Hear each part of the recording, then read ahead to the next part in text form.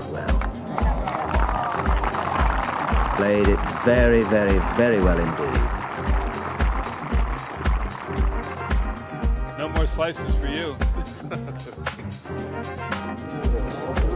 Oh, look at that for judgment. You'll learn.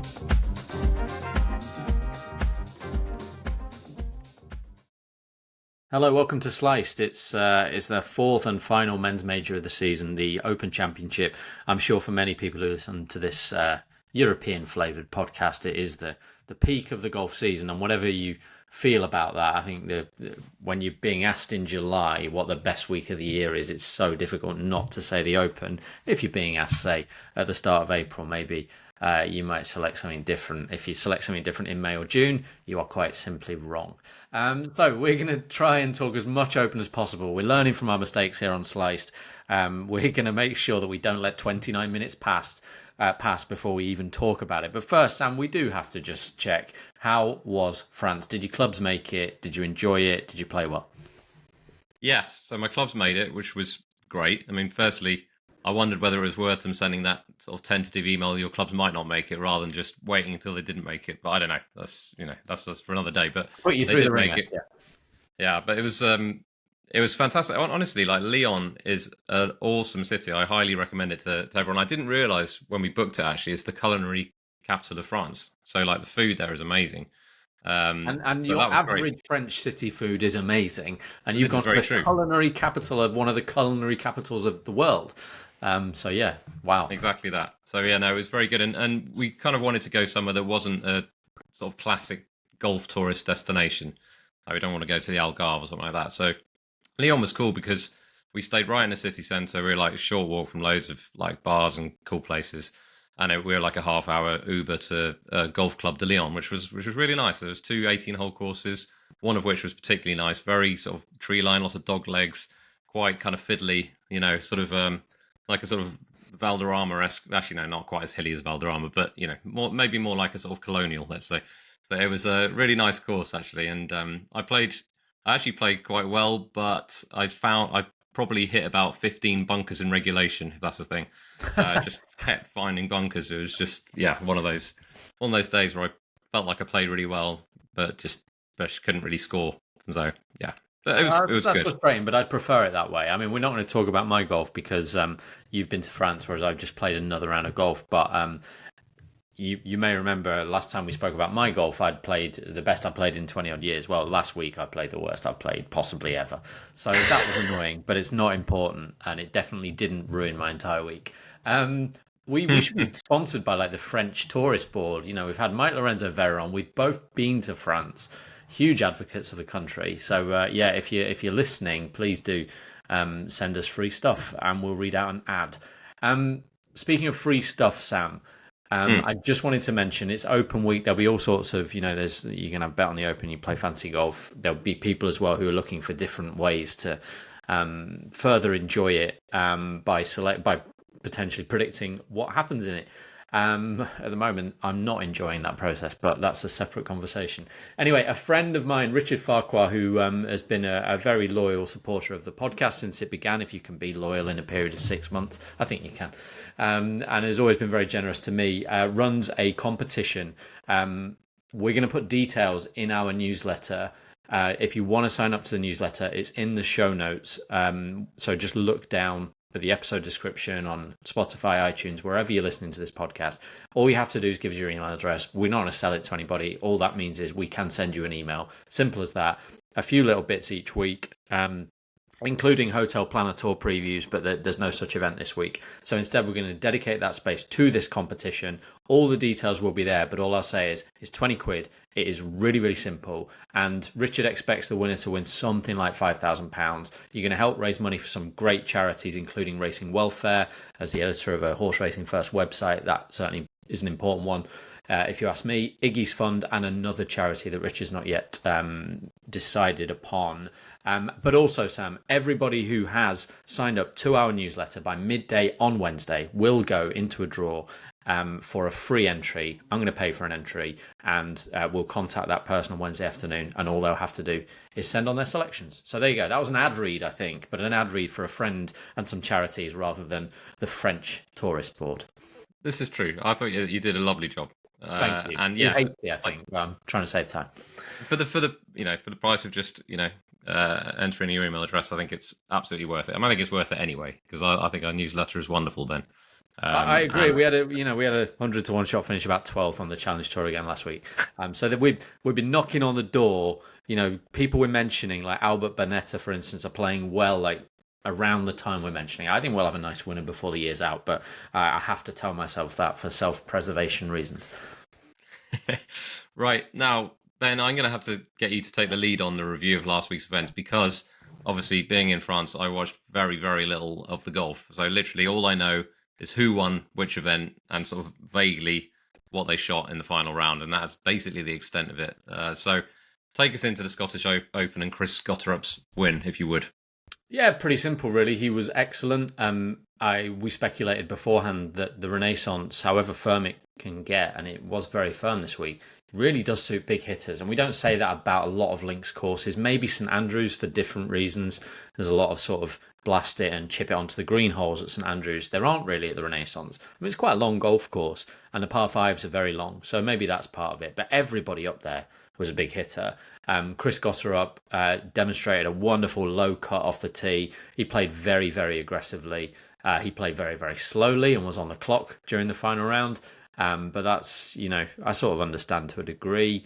And he dealt with that hurdle as well. And he played with McIlroy. Now, what I will say is Rory, I don't want to say made it easy for him. Rory's putter made it easy for him to an extent. The back nine on Sunday, Rory let a lot of key putts slide by, including a couple of times when he was putting before Gotterup, the par 3 and the par 5 and the back nine, and Gotterup made his birdies after Rory had missed, and that has to have helped him, But he was seriously impressive, and I know we do this after every winner, and I hate it because I complain about it, like when, again, I'll go back to Marcel Siem winning the Indian Open in the last Ryder Cup year.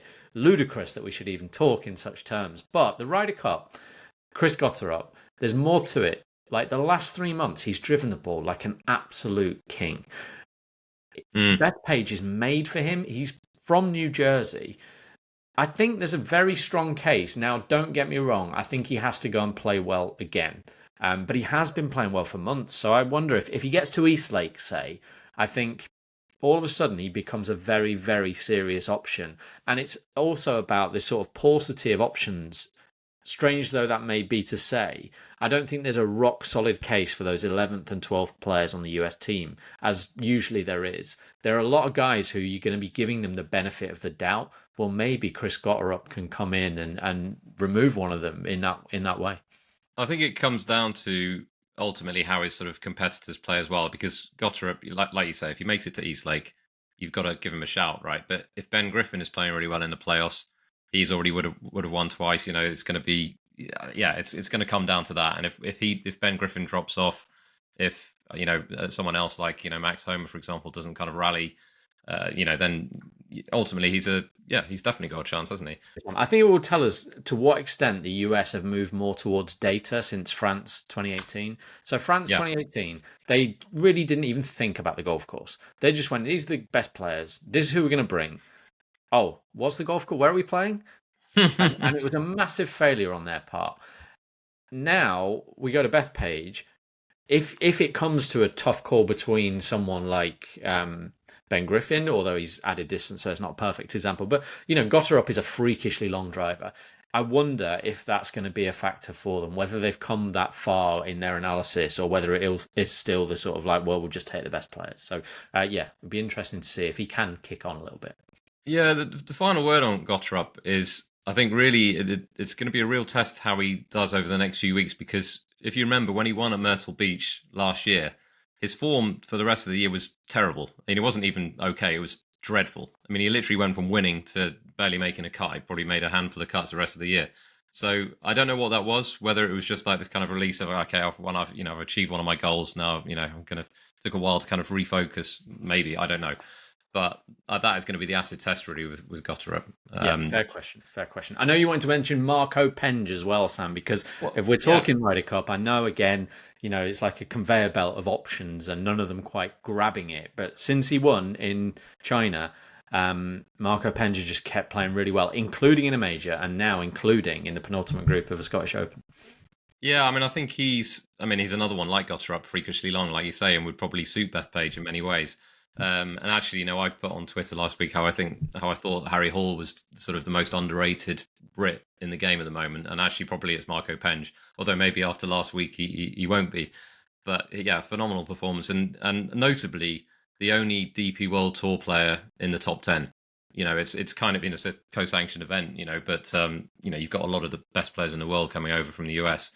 But yeah, he was the only one who was up there. So he's obviously playing extremely well at the moment, and if he keeps going like that, then he should definitely be in with a shout. Do you think you'll get his PGA Tour card, Sam? I do, but I'm just... Oh, absolutely. Yeah. Oh, wow. Yeah. Resounding. Absolutely, I do, yeah. I don't know. To be fair, I haven't seen the standings, but I'd be surprised how that things level are of going. confidence. Where is he at the moment? Oh, don't ask that. He's got to be top Believe it or not, 5 or 6, Sam, isn't he? I've not spent this morning studying the race to Dubai stat. I've looked at a lot of different statistical tables this morning, feeling like I'm completely lost. Marco Penge is third on the race to Dubai and first among the non-card holders. So you were right to be bullish. And if I remember rightly, the bar is about 2,000 points. Well, he's on 1,800. So he's last year, I think he needed about 2,000 points. So he's very close. Yeah, you're right to be bullish. You know what? And he could do well if he does get over to the PGA Tour, which obviously looks likely now. That combination of length off the tee and just solid all round. I think he could actually make waves. In the same way that Ryan Fox has really. Yep, absolutely. Yeah. Now, before we go on to ISCO and other things, I just wanted to mention something sort of vaguely humorous, which struck me. Right, if you were to have a sort of a rugby team of PGA Tour winners this year, it would be a really strong team, much stronger than previous years. I mean, Ryan Fox, obviously himself, son of a rugby player, would obviously be very good. Potgieter, he'd be a good rugby player. Cool. Yeah. Gotterup. Yep. Yeah.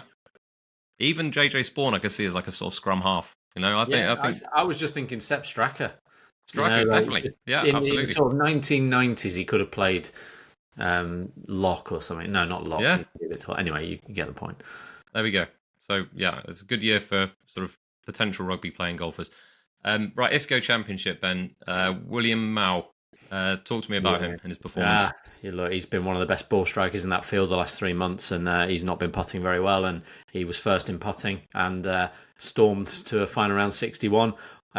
He was on my shortlist just like Gotterup. So yesterday was tough for me. I'll be honest. I was in a pretty bad place at about 8 o'clock last night, but it's nothing like summer holidays and 2 kids to snap you out of that rubbish. So he was number 6 in the world as an amateur. He didn't quite win on the Corn Ferry Tour, but he did finish second a few times. I think he's got real potential, and we'll see how he can kick on. Sort of in the I would say very similar sort of career progression to a Davis Thompson. And with both of them, although Thompson's further along that path, I don't know how high the ceiling will be. And with both of them, I think it will depend on whether they can do as Scheffler's done and turn a weakness with the putter into at least something they can get by with, or at least where they have those spike weeks. I mean, good sign in that regard, because I think he gained about 8 strokes with the putter. He did not miss a shot on Sunday around a really hard course. And I just want to say as well, what a golf course they've found here. It's way better than Keene Trace. A proper course that tested them. And I know the weather's helped with the firm greens and stuff, but absolutely fantastic tournament, albeit Callum Tarrant is no longer welcome around for dinner. I mean, I could say the same about Christopher Ventura, who was in the mix. Yeah. And then he shot 18 shots worse than the eventual winner on Sunday. So that's going to hurt, I think. But yeah, so I mean, to win your maiden event with a 61, when the scoring average was, I don't know what the scoring average has got to be, in the 70s, I would think. I'd have thought 71, yeah, 72, I mean, that's amazing. That's great. So yeah, it'll be interesting to see his progress. We'll just quickly rattle through the other events, Ben, before we get on to the very important topic of the Open. So the Evian Championship, Grace Kim won it in impressive fashion, I believe. In absolutely bonkers, some of the best ridiculous stuff you will ever see in your life watching golf fashion, I think is the best way to put it. Okay. I'll do this really briefly. She got a Yeah. rotten Lyon, was plugged in the bunker on like the 14th hole, made a double bogey. She's gone, right? Then she birdies 2 of the next 3. I think she birdied 17. She comes to the last. The commentator, so far behind, so out of the picture had she been. The commentator as Gino Thitticon laid up on 18, the commentator said basically, oh, she's got 3 shots from there and she'll be the major champion. Then, only then, when Grace Kim has stood over the ball, as the commentator gone, unless, it sort of like dawned on him. And then she's hit, I don't know what it was. It looked like a hybrid. It may have been like a little 7-wood or something like that, to like a foot for eagle. Just a brilliant shot that if this was men's golf, we'd be talking about for decades to come. And I hope we are, because it was in the Evian Championship, perhaps the worst of the women's majors, but just an unreal shot. Then she chips in, having hit it in the pond for birdie to keep the playoff going when Gino was in tight, and then she birdies to win the playoff. It's just a stunning sequence of events. I feel really sorry for Gino Thitticon. She seemed to take it really well, but that's going to be shell-shocking. She's not won she's probably the best player in the game without a major, I would say. I mean, arguably both men's and women's. I'm sure it'll happen, but to be beaten like that, unreal. And back-to-back Australian winners of majors on the LPGA Tour. Yeah, notable. The Hotel Planet Tour, it was the Czech Challenge. And now I think we should mention this because David Law, I'm sure you've been talking him up since he sort of got relegated essentially to the Hotel Planet Tour, and yeah, he's won, which is good to see. Yeah, I mean, he goes off one of the favourites or thereabouts every week. He's been a little bit less consistent than I'd have expected, but I think we said in episode 2 or 3 that he should get his card back no problems, and after this, he will get his card back no problems. Thing to mention, Sam, he shot something like 62, 62, 63 over the last 3 rounds. He shot 1 over after round 1. If they did in-play betting on the Hotel Planet Tour after round 1, he'd have been any price you like, no chance. And he's when they say it's hard to put low rounds together, he did it twice, 3 times. So yeah, great performance from David Law, and look, he's just a bit better than that level. Yes. And then lastly, Liv Andalusia at Valderrama, and Taylor Gooch won. For I don't know, maybe 3 or 4, his 3rd or 4th title, I think, on Liv, but first in a little while. Is he in the field this week? Say again, sorry. He's not in the field. No.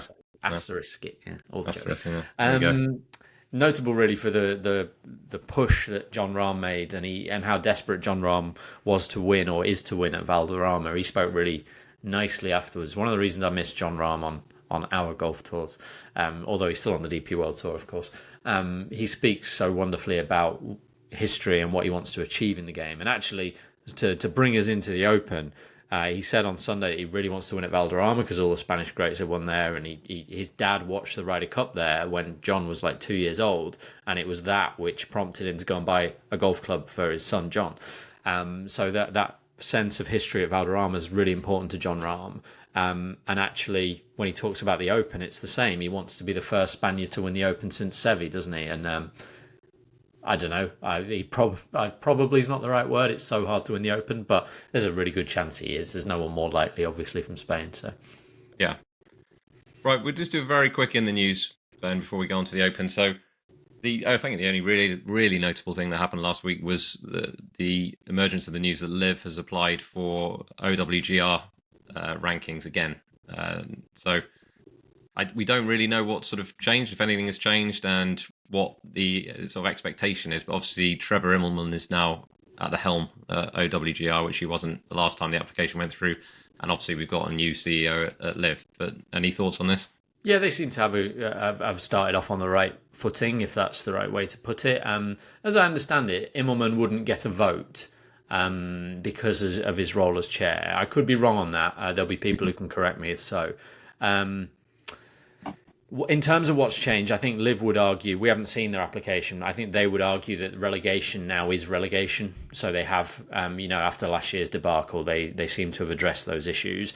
The proof will be in the pudding there, right? I don't know who's in the drop zone currently, but if they really are dispensed with, then that will add to their case. I'd like to see them get world ranking points so that we can move on from that particular argument. I don't think they would get enough of them for it to be a deal breaker. Put it this way, if you're rejecting Liv for 20 million contract or whatever, like Tom McKibben, 4 million.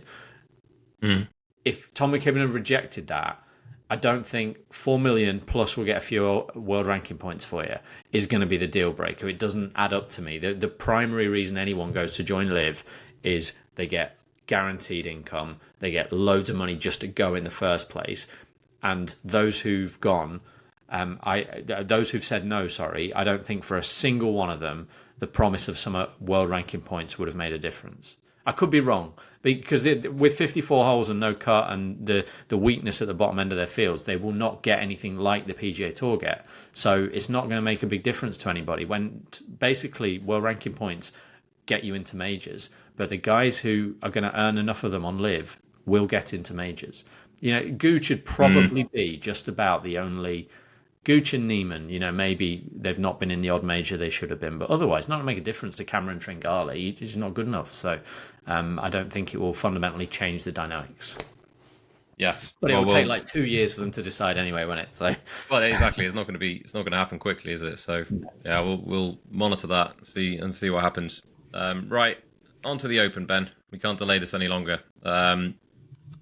So, take us in the Open, Portrush. Third time at Portrush. Obviously, 2019 was the last time when Shane Lowry won. What are we expecting this week?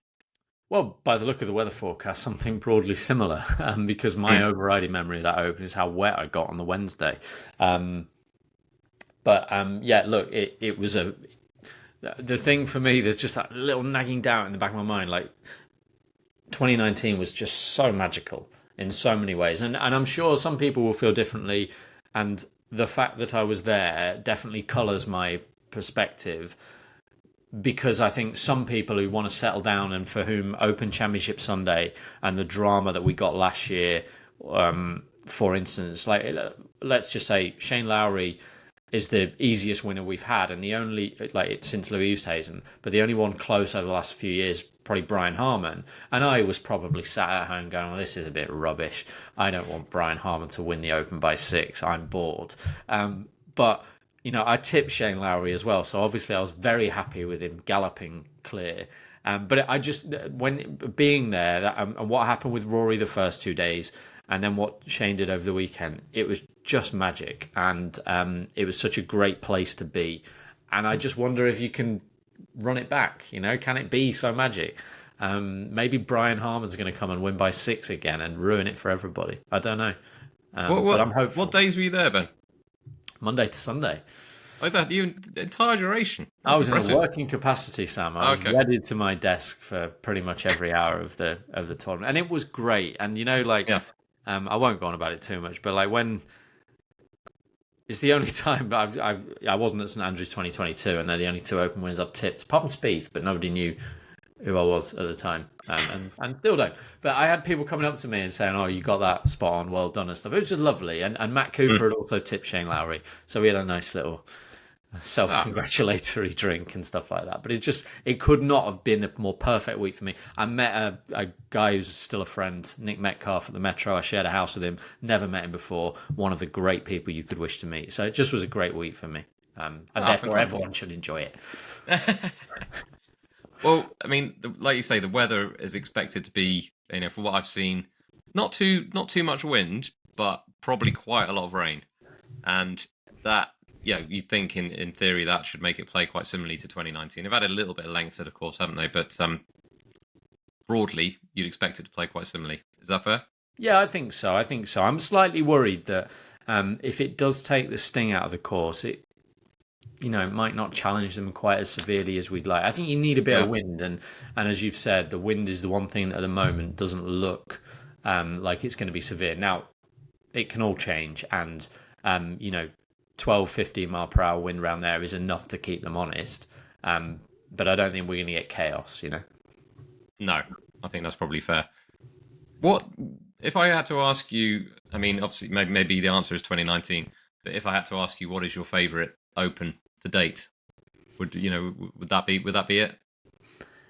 I think Yeah, I mean, there was something I look back fondly when I was a kid. I remember watching Paul Lawrie win the playoff at Carnoustie and watching it purely as like, again, I've said this before, I think, but when I was a kid, I just wanted anyone from anywhere. The closer you were to where I was in the world, and Paul Lawrie being from Scotland, that was fine.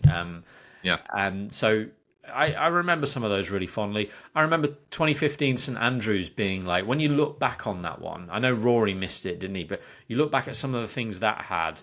I just had it. It's actually the opposite of Portrush. I was there, and it was a horrible experience. I was in a tent. I just hated every aspect of working there that week. But the tournament itself, it came down to a 3-man playoff. We had Jordan Spieth, Jason Day just missing out. We had Garcia, Adam Scott hitting the front. That was a great tournament. But if you're going to ask me, I'm going to go for 2009, and I know. It ended badly for most people with Stuart Sink beating Tom Watson, but I was there. It's the only one I've been to just as a fan.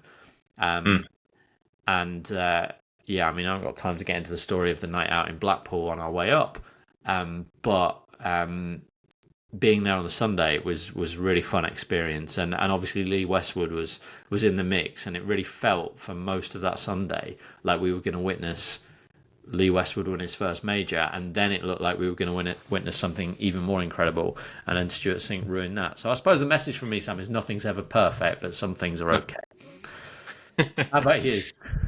Well, I really so 2013 probably for me. I mean, there's been a lot of good ones, haven't there? But I really like Muirfield as an open venue. I think it's probably my favourite of the venues. Again, actually, funnily enough, Westwood, I thought we might be witnessing a Westwood major win because he was a 54-hole leader, wasn't he? But you had, Tiger Woods was sort of there, kind of vaguely in the mix, and then obviously come Sunday, Mickelson, who's my favourite golfer at the time, him and sort of Stenson pulled away, and a bit of a fun duel, and that was a good one for me. But yeah, it's funny actually it's funny you saying about when you were growing up, the proximity to where you lived was how you'd root for people. For me, or at least now, is their proximity to me in world ranking. So basically, the higher the world ranking, the more I root for them. You're an underdog guy. That's fine. Definitely. Well, you'd have had plenty to cheer last year with Tristan Lawrence and Dan Brown being in the mix, wouldn't you? Exactly. But yeah, I mean, 2013, Mickelson would probably still say his second shot to 17 was the best he's probably ever hit. Certainly right up there, and kind of sealed the deal for him. That was my first one working, actually, and it was a stressful week. I thought a media pass just granted me, I could just do what I like. And about 2 hours after I galloped out onto the course to just walk in front of golfers and all sorts, I was escorted back across the ninth fairway back to the media centre by a steward who had recognised that I didn't have the armband I actually needed. So I actually walked behind Westwood and I think Schwartzel were playing together, and I had to walk right behind them, but only because I was being marched off the course. Might be available on footage somewhere. I never looked, but yeah, it was good. It was a good tournament. I've never been a big Mickelson fan, but it doesn't. You have to be slightly lacking to not recognise greatness, and for him to win that was really felt like a crowning moment for him. I know he went and won another at a PGA Championship, but that was really the moment in his career, bar winning the Grand Slam, which always felt slightly too far out of reach. It was the moment he really ascended to that higher plane of like uber greatness, and it was cool to be there. Yeah. Well, let's move on to sort of the contenders or expected contenders this week. We'll start with the favourites. So Scheffler. Let's talk about Scheffler. Now, for me, the conditions I think will make a big difference to whether or not he's a serious factor in this. And the way that the forecast looks, and look, things can change with the forecast, especially someone like Ireland. But if things are exactly as forecast now, I wouldn't be surprised to see him very much in the mix. I think the only thing that's going to really present a problem to him is, if sort of the wind gets up and, if the course is somehow sort of tricked up, which I don't think it's going to be. He's got such good control of his ball. And if you look at when Shane Lowry won here in 2019, he led the field in greens and regulation. And kind of no one does that better than Scheffler, just hitting greens and regulation and missing in the right spots and those sort of things. I know I went on a similar kind of thing before the US Open, didn't I? And ultimately he obviously didn't win that. But and you just look at last week. I met on Thursday. I flew out on Friday morning, but in my mind, he was not in that tournament at all. And then come Sunday, he's found his way in the top 10 again, and he's a machine. So what do you think about Scheffler? Yeah, I think one of the most notable features of Portrush is that its greens are small and very, very well protected, and not always in the way we think traditionally, like dozens of pot bunkers. They're very, very steep runoffs, and they're very heavily contoured in the first place. So they're a lot different to, say, St Andrews, which are vastly bigger, but also, although they are contoured because of the space, the contours are no less dramatic, but actually, like the chance you're going to have to deal with some of them might be your second shot to a par four almost. For a lot of those shorter par fours, it might be an eagle putt, or it's when you've not hit a great approach shot. But at Portrush, there'll be players who hit really solid approach shots to par fours and are left in a bit of a pickle. And I think you look back at that leaderboard in 2019, and Shane Lowry's approach play has always been his number one asset. But the second thing would be how good he is around the greens. And this is a great example of where the stats have to be caveated, because Shane Lowry's stats tell you he's actually not amazing around the green. But why do they tell you that? Because he's playing in the Memorial and at Bay Hill and at places which remove. And Scheffler talked about this last week, didn't he, in his press conference? Yeah. Oh, I can only really play one shot on the PGA Tour. Here I have choices. And you ask around on the tour, who do you want to? You've got a 30-yard pitch with 3 different contours to deal with, and you've got 5 different ways to play it. Who do you want to give that shot to? A lot of them would say Shane Lowry, but a lot of them would also say Scottie Scheffler. He has that element. And actually, one of the other things about that leaderboard in 2019, I think 7 of the top 10 have got top 5s at Augusta. A couple of Masters champions, Patrick Reed and Danny Willett. But like Lowry's a habitual Augusta contender. Tommy Fleetwood's become one. Robert McIntyre even played great on his debut there. Lee Westwood. Pretty much everywhere you look. And Tony Finau. Tony Finau was coming off a very strong performance in the Masters that very year, and then was right in the hunt in Portrush. Another great around the greens player, Tony Finau, vastly underrated part of his game. In fact, if you talk Tony Finau and ask me what the 2 things he's best at, I'd say probably his approach play and his work around the greens. And actually, you scan down the top 50 around the green stats, although what I've just said about the stats don't always add up perfectly when we're talking vastly different conditions. But almost all of these players did rank way above average for the year on the PGA Tour that year. And when you look, just as a pure sort of anecdote almost, in the top 40 strokes gained around the green stats in 2019, the year of this Open, it just so happens you're like, oh yeah, he went on to win the Open. He went on to win the Open. He went on to win the Open. Players like Harman and Schauffele, and the Open fundamentally, I think if you were to water it down, well, you'd say, well, more than the other 3 majors, accuracy off the tee is sort of heightened importance. Whether it's the be-all and end-all, but it's more important. You think of the accurate drivers who've won this: Zach Johnson, Henrik Stenson, guys who hit fairways. Shane Lowry would be another, Brian Harman another. Accuracy off the tee, quality approach play, good around the greens. Scheffler's got it all covered, hasn't he? Returning to him, he putted really badly last week. If you want an excuse for him, there's a clip doing the rounds on social media where Rory McIlroy swears at the quality of the greens. And it made me think, because there was an interview with Bob MacIntyre yesterday where he basically bit his tongue, and he obviously wanted to say something, and he didn't say it. And I wonder if the condition of the greens is something that was respectfully left out of most press conferences, but was actually sort of the talk of the practice range. And maybe that excuses Scheffler, I don't know. Okay. Right, well, let's move on to Rory. Give me a case for and against Rory this week. For, I really like the sort of rhythm of this from the Masters. Like, I don't know, maybe I'm overanalyzing here, but if he just come out of the Masters and won the PGA as everyone thought he was going to do, and was, we were talking about calendar Grand Slam. People were saying, oh, a really good feeling about the calendar Grand Slam. Preposterous, really, when you think about it. Like the idea of winning 4 majors in a row in this era, when you're not even the best player in the sport. But we all got lost in the excitement of it. But for me, now you're looking back, you think, well, how would you want this to go? You sort of want him to have a little fallow period, and then you'd want him to build. And he started to build at the Travellers, right? He putted really well at the Travellers.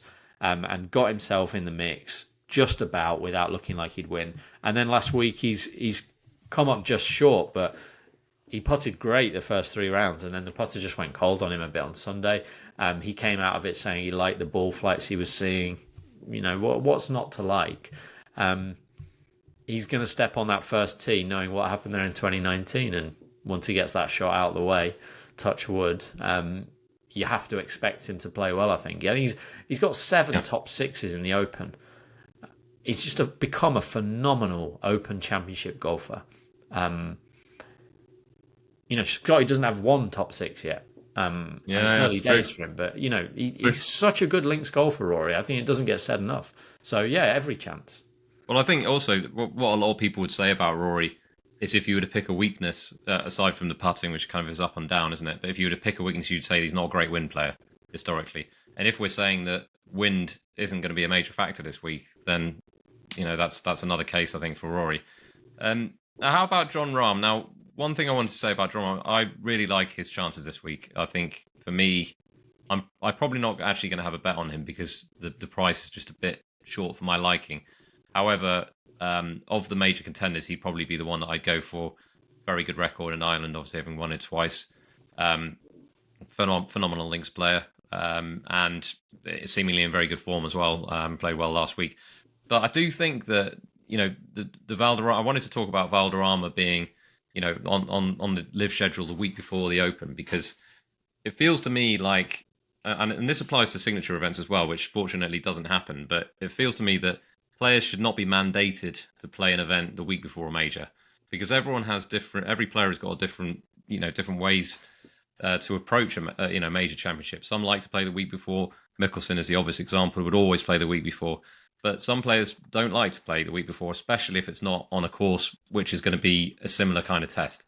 And maybe even especially a course that's going to be a very tough test that's not a similar test. You know, it's one thing playing, let's say the Scottish Open was in tough links conditions last week. You could make an argument, okay, you don't really want to be playing a tough, you know, sort of in tough conditions the week before major, but at least it's kind of a similarly tough test in the same style of golf, right? But going from Valderrama, which is tough in a very different type of way. You know, it's all about, you know, sort of noodling the ball between the trees and sort of creativity and stuff. I don't know. I just it doesn't feel right to me that that's the week before major. But yeah, I think it's very valid. It's the number one concern because there are a couple of live golfers I really like, except for that, and it's not a definite problem. I remember thinking last year, like actually when we were looking at Troon, there are loads of Valderrama specialists who played well at Troon in 2016, like Beef Johnston for one off the top of my head. I sort of thought, well, maybe, you know, like at least at Valderrama you've got to scramble, right? You're going to miss a lot of greens, you've got to get up and down. It's hard. You can't afford to lapse in concentration. And I could maybe see that, you know, it might not be that bad a preparation. There are at least some things that Valderrama does that majors do, fundamentally, all 4 of them. But I think the point you make about mandating it is key. I mean, if players want to go and play Valderrama, then great. That's their choice. They're bought into that choice. They live and die by their decision to do it. Making it, and by the same way that it would be, I wouldn't like it if Shane Lowry had been made to play the Scottish Open, even though we might think it would help his chances. There are some Americans like Patrick Cantlay, Russell Henley, Tony Finau, who I think it's mad that they didn't play last week in Scotland, but it's their choice to make. So I think that's the pity of live, is that you have this mandated schedule. And in this particular case, it raises a big question. And if you go back to last year, Rahm was the only one who overcame it. He was the only one anywhere near, and he did not ever threaten to win that tournament. He just stayed on, didn't he, for 7th, I think. And if you go back to the year before, they actually played, I think, must have been Centurion, but they played Live London in Hertfordshire. And I think Henrik Stenson finished about 15th and was the best Live player. So it's an unknown. We don't have a lot of, we can't like go, well, here it's proven because of this data. Yeah. But it's an unknown. What I would say, though, is Rahm's played very well. What's his worst major finish this year? 14th, I think. Yeah. He's the one of those top 3 who has probably the most solid Open record in recent years. And like you, Sam, if I were to have to bet on one of those 3, it would be Rahm. Yeah. Okay. Let's move on to the next wave of players in the market. So Bryson DeChambeau. I don't know. Can you see him winning an Open?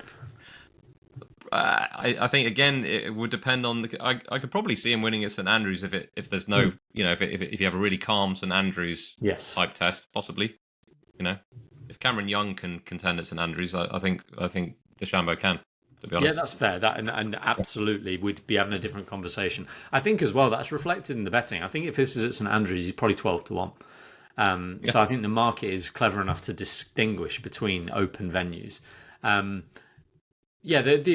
do think he's a great problem solver. He's found a way to get better around the greens. We've seen that's helped him at Augusta. So I think there are reasons. He's 3 times the price he was for the US Open. It's only 4 weeks ago. So I think there are reasons to say, you know what, there's a tipping point, and I'm not really. There are loads of questions for Bryson to answer, but I'll trust him to do it because he's Bryson DeChambeau. But I do come back to, I think it was at Quail Hollow. He talked about how we were laughing at the fact he thinks he needs to get some new irons because these ones here are too spinny or whatever. But the point at the core of that is a serious point around the fact he hits so much spin on the ball and has a one-dimensional shot shape, a lack of imagination. He doesn't lack imagination in a broader sense, but in golf terms, it's a metronomic way of playing the game. So I think this is everything he doesn't want, and therefore, why would you bet on him to do it? And why would you expect anything? You just have to, you just have to be humble to the fact that he's such a great golfer that he could make you look silly if you made a sort of bold statement about what he will and won't do. So I'll stop just short of doing that. Okay. There's a few others to potentially talk about. I don't know how much detail you want to go into these, but I want to start with Morikawa partly because I want to say that I feel like I got it spot on last week that he was going to struggle with Billy Foster on the bag. Now it's only 1 week, okay, so he could come out this week and win or top 5 or whatever, and I look stupid again. But I would not be betting on Colin Morikawa this week, but partly because of the new caddy, which I think is a bad match. Also because his putting is just so bad. And I didn't think he'd be able to contend in a major championship whilst putting that badly. Okay, we could say the same about Scheffler, is not great at getting the ball in the hole, but Morikawa, again, if you're talking about sort of a one-dimensional shot shape, that you could also apply to Morikawa in many ways. Yes, he has won an Open in sort of calm conditions, but it was different type of conditions, I would say. Any comments on him? No, I think you've said it all, to be honest. Okay. I genuinely think you've covered it all. So can I do a Hovland and Aberg group together in a Scandinavian Scandi coupling? So Ludwig obviously missed the cut on debut. He's going to have to bust some trends. Generally, we just spoken about Morikawa, who won the Open on debut, but generally speaking, you build up experience. This is the major for the older, grizzled veteran, isn't it? Even someone like Scheffler, it was 6 years after he'd finished second at Carnoustie, it all came together. Horschel and Rose chasing him down.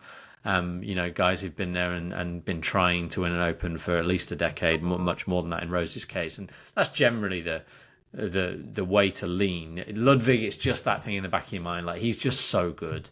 I think people don't quite appreciate how good he could well be within the next 18 months.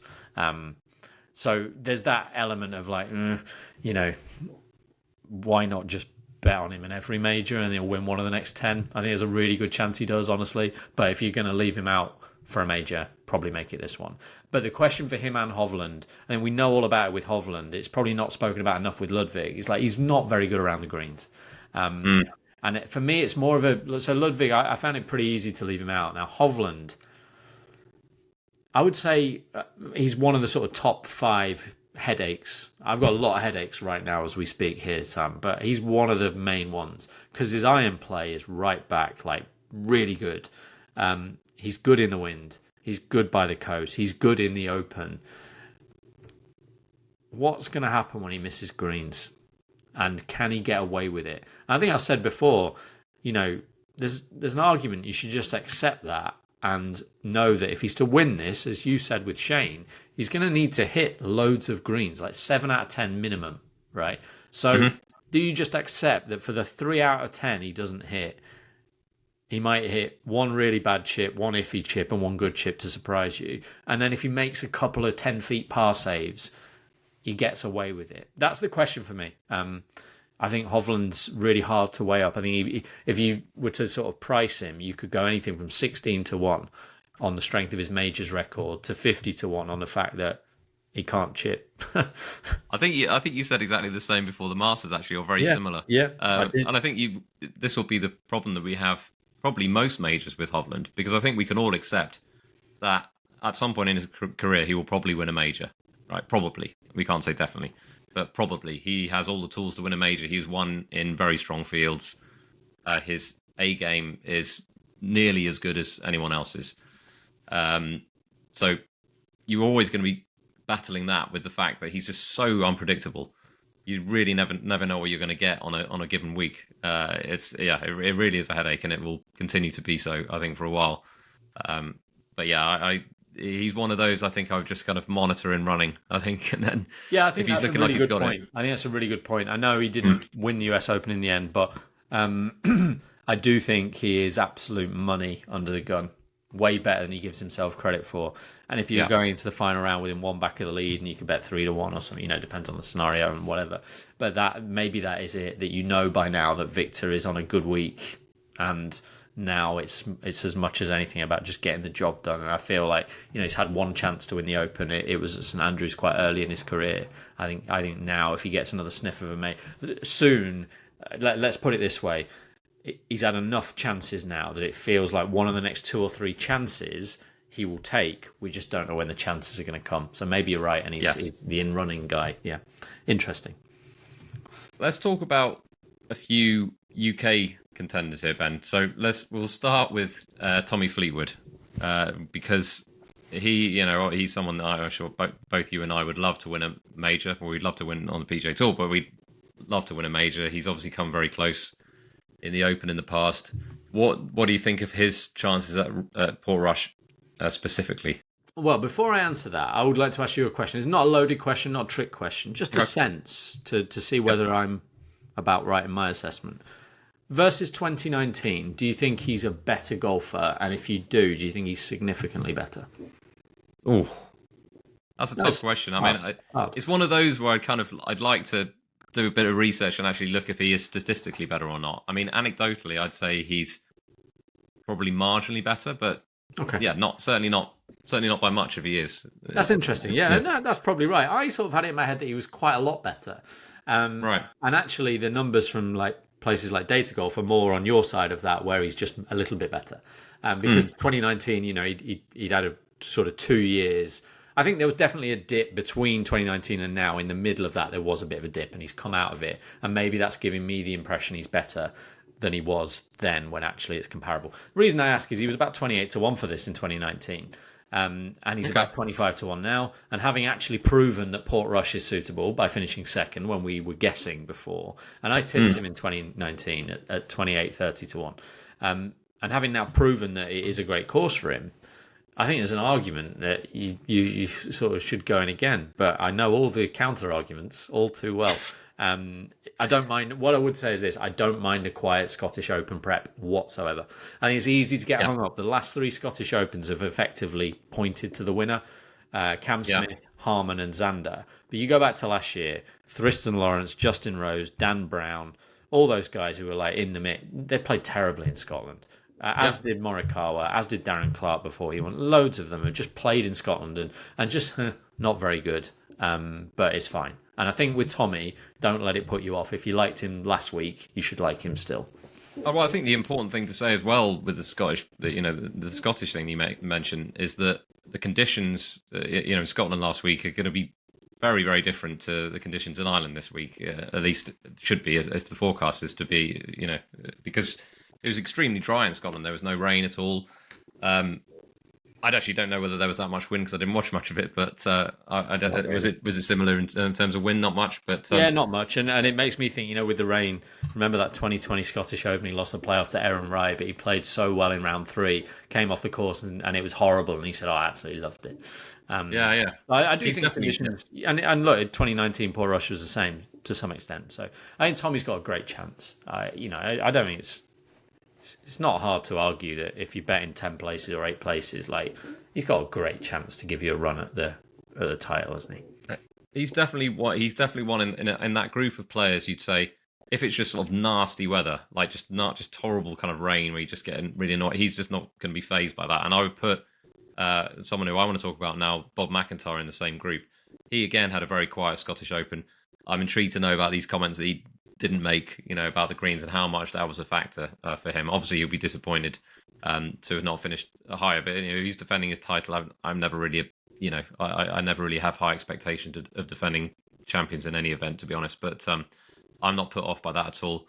I backed Bob for this event just after the US Open at 45-1, and okay, he's a bit shorter than that now, but I really like his chances, especially in the conditions that are forecast with the rain. He's a very good player in sort of rainy conditions. He proved it at the US Open, didn't he? But yeah, what do you think of Bob?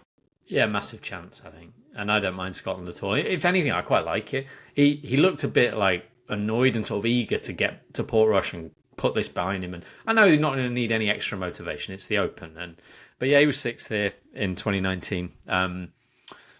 Open debut, wasn't it? A great Open debut. He's got everything really I look for. It's one of the big challenges with majors. The market is like, there's a lot of money in the market. It's very different to like the Barracuda Championship this week. And you're going to be asked to take 30-1 about Bob MacIntyre. And for instance, Nick Taylor is going to be 200-1. Hideki Matsuyama is going to be 80-1. Like, the market is extreme in all directions. So if there's a guy people like, they're on the short side. If there's a guy people just have one or two doubts about, like Cantlay. Cantlay's 66-1 in places. He's a fabulous golfer. I think by most metrics better than Bob. And it comes down to how much you think the course, the weather, the nature of the tournament affects their relative chances. And I think you can tie yourself in knots. So I'm going to simplify this. This is the Open. It's going to rain. It's at Portrush. Bob MacIntyre has an excellent chance. And the fact that he nearly won the US Open is only going to help, isn't it? So yeah, he's got to be towards the top of your shortlist. Right, but I'm going to have to move us on, I'm afraid. Now, we did have a few other players that we wanted to discuss, but in typical Slice fashion, we are running out of time. And we, not by any fault of ours this time. I think we've done a fine job, Sam. A fine job. You in particular. Is it worth mentioning that we're planning and we're going to keep a little chance to cancel because life can get in the way? We do this for free. We're planning to do a Saturday night bonus episode, right? So subscribe, and if we do that episode, you'll get an alert. We'll look at the 10 contenders or whatever. So yeah, exactly. Right, I'm not going to talk about the Barracuda, Ben. No Please, offense to the Barracuda, but right, very very quickly, we need to do our fantasy picks. I'll just say Ewan Sillis is current number 1 and Gavin Howarth is in second. Right, Ben, who are your 6 this week? Scheffler, Bob, Hatton, Rahm, Fleetwood, and I've thrown in a curveball because, why not? I've thrown in Nick Taylor. Nick Taylor? Playing really well. He's playing really well. I don't know. You won at Pebble Beach, the closest thing you have to a links on American He's got a horrendous record. Well, I think he's horrendous. I think he's played the Open twice and missed the cut both times. But I think he's playing really well, and he's good around the greens. He's great approach play. I think he's sort of semi-interesting. Okay. I'm still not sure. Who are yours? All right, so I've gone Rahm captain. I'm going to ignore Valderrama already, so I'm going to pretend it's not an issue. I really like him. Bob MacIntyre, Rory McIlroy, just for obvious reasons. Justin Rose, we haven't talked about. I did actually want to talk about him because I think he's got a good chance this week. Again, in conditions. Obviously, we know how well he did last year, but he was 20th here in 2019 despite a closing 79. Ben, if he can just, without that round, he's in the top 5. He was 5th in tee to green last week in Scotland as well, which I think is a good sign. I think he's a good outsider this week. And then my others are, I think I've said everyone else there. So Ryan Fox, I've put in there just as a bit of another outsider who I like. We like as a person as well as a golfer. And lastly, Nikolai Højgaard. Okay, and the reason is he obviously played very well last week, but he's got very sticky form, I've noticed. So when he starts putting in sort of top 5 finishes, there's a good chance they're going to be followed up with another good performance. Yeah, he would have won the Barracuda if he didn't ruin it for himself by qualifying for the Scottish for the Open Championship. There we are. We all make mistakes. Right. Here goes, Ben.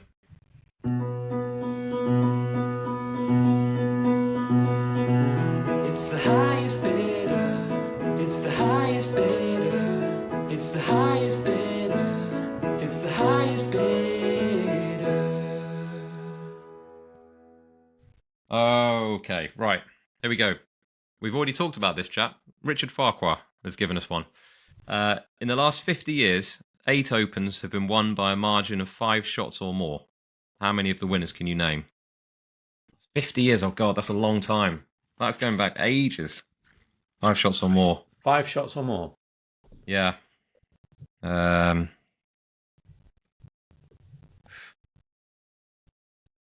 We just embarrass ourselves with these, don't we?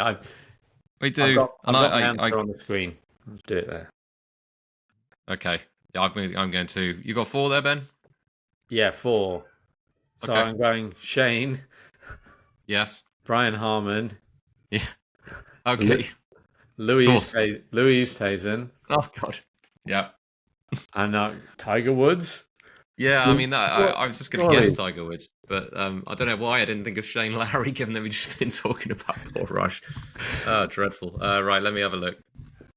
And Tiger won by miles at He must have done. He must have done at some St point. Andrews, didn't he? 8 shots. So Yeah, there you go. Well done, Ben. Well, sort Well of, done. but I just got the obvious ones. I'm sure Richard was hoping we'd find some sort of older classics. I can't really. Yeah, think. I wonder Calvo who- didn't win by miles, did he? Maybe the second. I don't know. I'm thinking if you're going back 50 years, then presumably someone in this mixer is back in the 70s, and I've got late very little knowledge. 70s, Tom Watson or something. Yeah, it could be. Could be. Yeah. I know it's a good topic, but it's definitely not in my wheelhouse. My very very small, feeble wheelhouse. Hold on, I'm scrolling now, Sam. So Okay. do you mind if I did? We got.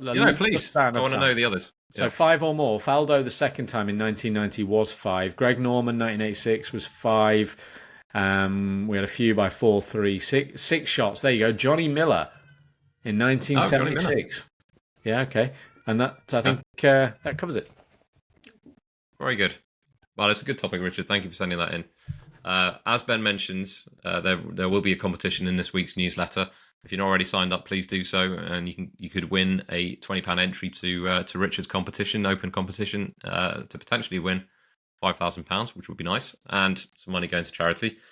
I think that's everything to say, Ben. I mean, obviously we could talk a lot more about the Open, and all being well, we will talk more about the Open on Saturday night. So please do stay tuned.